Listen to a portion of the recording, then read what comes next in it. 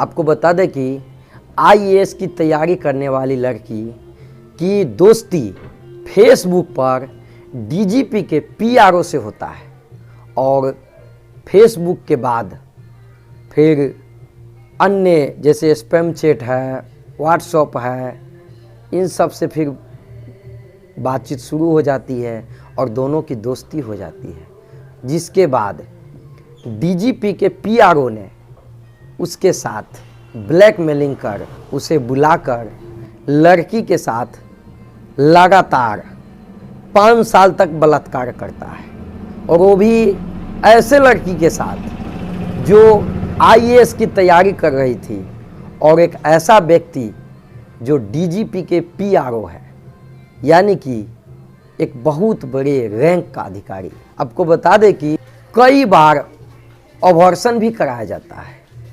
आपको बता दें कि अधिकारी ने अपनी पावर का गलत इस्तेमाल करते हुए लगातार लड़की के खिलाफ शारीरिक शोषण करते रहे। लड़की को उन्होंने यूपीएससी की गाइडेंस देने के नाम पर और लड़की के अश्लील वीडियो और फोटो के बल पर ब्लैकमेलिंग कर जगह जगह पर बुलाया, और जब जहां जैसे और जिस तरह से मौका मिला उस तरह से लड़की के साथ जबरन संबंध बनाए। जब पानी सर से ऊपर हुआ तब लड़की ने कथित तौर पर इसकी शिकायत करने का प्रयास किया, लेकिन जैसा कि होता है साथियों, गला फंसा हुआ है, अभी देवघर यात्रा करके आए हैं इसलिए थोड़ी परेशानी है।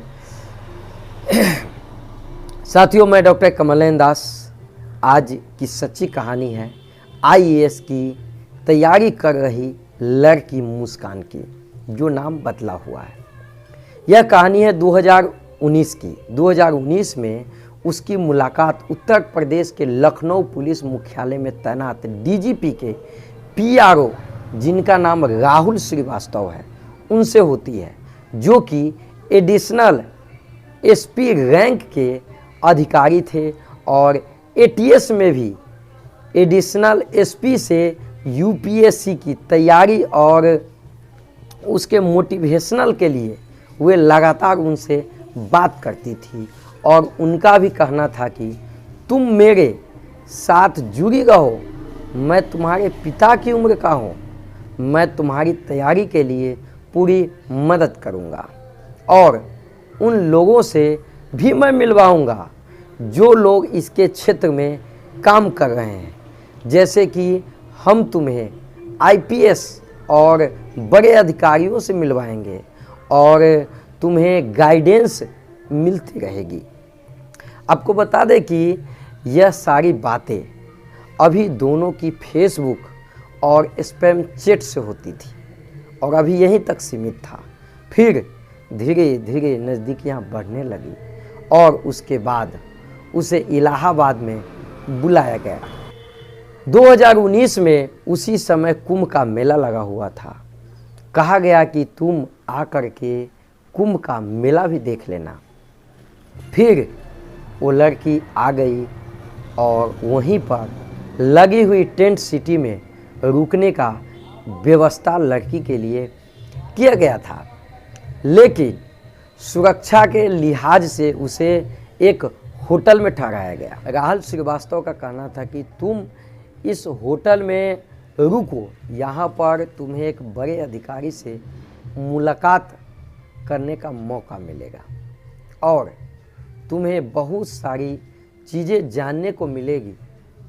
तब लड़की होटल में आ गई। वहाँ उसे इग्नू के प्रोफेसर मिलते हैं, क्योंकि लड़की पीएचडी की छात्रा थी, तो उसे अपनी थीसिस को लेकर वहाँ पर उनसे कई सारे बातें करने का मौका मिला। उसके बाद में जब राहुल श्रीवास्तव वहाँ पर आए तो लड़की के साथ में काफ़ी नज़दीकियाँ बढ़ने लगी। लड़की चाहती तो नहीं थी, लेकिन फिर भी राहुल श्रीवास्तव ने अपनी पावर और रोब दिखाकर लड़की को डरा दिया।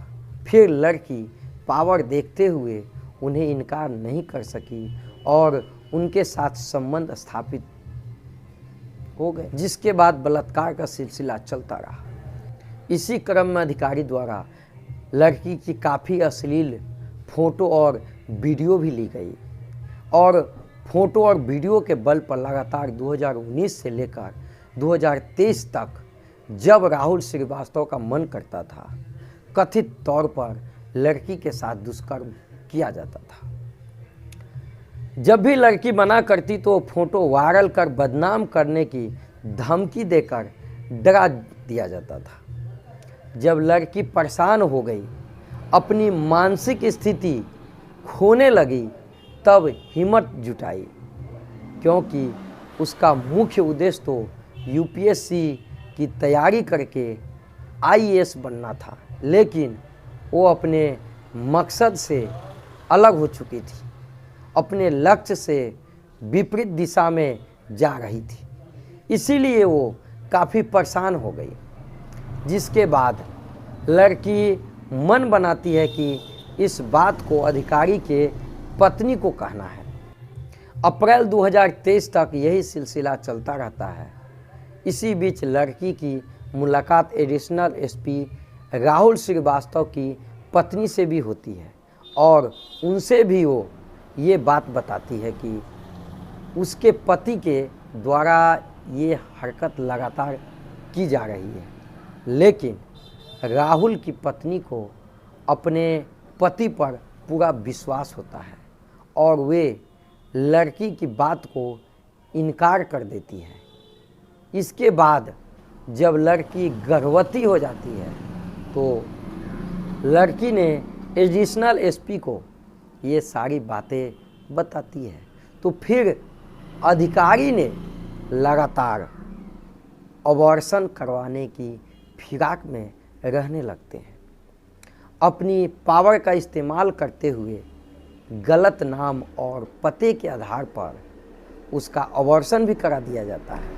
अब तो लड़की काफ़ी गुस्से में आ गई, डिप्रेशन में आ गई, टेंशन में आ गई और उसने सोच लिया कि अब वो इस मामले में पुलिस से शिकायत करेगी, क्योंकि अब अत्याचार की हद हो चुकी है। लेकिन सवाल ये उठता था कि पुलिस ने इतने बड़े अधिकारी के खिलाफ मुकदमा लिखेगा कैसे और कौन, क्योंकि मुकदमा लिखने वाला जो इंस्पेक्टर, एसएचओ और सब इंस्पेक्टर होता है, उसकी रैंक एडिशनल एसपी के सामने बहुत छोटी होती है। लड़की मुकदमा दर्ज करवाने के लिए लखनऊ के गोमती नगर विस्तार थाने में पहुंचती है और वहां थाना प्रभारी के पास इस घटना का जिक्र करती है। थाना प्रभारी इस बात से साफ इनकार कर देते हैं कि वो इस मामले में कुछ नहीं कर सकते हैं। इसके लिए उसे वरिष्ठ अधिकारियों के पास मुलाकात करनी होती है। इसके बाद लड़की सर्कल ऑफिसर से मिलती है। सर्कल ऑफिसर ने भी कुछ करने से मना कर देता है। फिर लड़की लगातार वरिष्ठ अधिकारी जिसमें डीजीपी, आईजी, डीआईजी, एसएसपी, मुख्यमंत्री कार्यालय को वाया पोस्ट और ऑफिस में जाकर पत्र के माध्यम से उसे शिकायत करती है, लेकिन कुछ खास होता नहीं है। फिर उसके बाद में महिला हेल्पलाइन IGRS पोर्टल, जो कि उत्तर प्रदेश के मुख्यमंत्री योगी आदित्यनाथ के द्वारा शुरू किया गया एक पोर्टल है, जिस पर कोई भी आम आदमी शिकायत कर सकता है और पुलिस इस मामले की जांच करती है ये शिकायत सही है या नहीं, और उस आधार पर आरोपी के ऊपर कार्रवाई की जाती है। लेकिन यहाँ से भी उसे कोई मदद नहीं मिलती। फिर उसने इस पूरी घटना को ट्विटर के ऊपर वायरल करना शुरू कर दिया। स्वाभाविक है, जब आदमी मरता क्या नहीं करता है।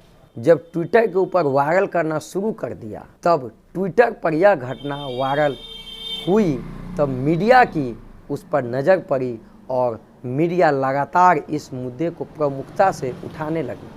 फिर इसके बाद उत्तर प्रदेश के पूर्व डीजीपी विजय कुमार ने इस मामले में हस्तक्षेप किया। उन्हें लगा कि ये गलत हो रहा है और कहा कि इसकी निष्पक्ष जांच होनी चाहिए और उन्होंने पूरी मदद की। जब चौतरफा दबाव बढ़ने लगा तब जा कर के इस मामले में विभागीय जांच शुरू हुई और 2 महीने तक चली विभागीय जांच में एडिशनल एसपी राहुल श्रीवास्तव दोषी पाया गया। इस पूरे घटनाक्रम के बाद और मीडिया के लगातार हस्तक्षेप के कारण अभी 12 फरवरी 2024 को एडिशनल एसपी राहुल श्रीवास्तव को मुख्यालय के द्वारा सस्पेंड कर दिया जाता है। वही राहुल श्रीवास्तव का कहना है कि लड़की के द्वारा गलत तरीके से उन्हें फंसाया जा रहा है, जो कोई भी फंसने के बाद यही कहता है। लेकिन पुलिस ने इतने बड़े अधिकारी को ऐसे नहीं फंसाता है। पुलिस ने तभी मुकदमा दर्ज किया जब इस मामले में उसे पर्याप्त सबूत मिल गए और वो अपने आप को पूरे अधिकारी संतुष्ट हो गए कि नहीं, राहुल श्रीवास्तव गलत किया है, तब जाकर उसके ऊपर मुकदमा हुआ है और उसे सस्पेंड किया गया है। साथियों, अभी का समय बहुत बुरा चल रहा है। किसी से भी हेल्प लेने से पहले एक बार सोचना चाहिए, विचारना चाहिए कि उसका मकसद क्या है, उसका विचार क्या है। और जब आपके साथ कोई गलत होता है तो पहले ही उस पर एक्शन लेना चाहिए, क्योंकि बाद में सब कुछ खोने के बाद एक्शन लेना मजबूरी बनता है और फिर कोई फ़ायदा होता नहीं है। पहले एक्शन लेंगे तो हो सकता है कि आपकी सब कुछ बच जाए। साथियों, ये कहानी सुनाने का मेरा मकसद किसी का दिल दुखाना, किसी को आहत करना नहीं है। जागरूक करना है, सचेत करना है, क्योंकि बड़े बड़े अधिकारी भी इतनी बड़ी घिनौना हरकत कर सकती है तो अन्य को क्या कहा जा सकता है। चलिए साथियों, वीडियो अच्छी लगी हो तो लाइक, सब्सक्राइब और शेयर करना न भूलिएगा, क्योंकि अन्य लोग भी जागरूक हो, इसलिए शेयर तो ज़रूर करना चाहिए। फिर मिलेंगे हम अगले वीडियो में, तब तक के लिए नमस्कार।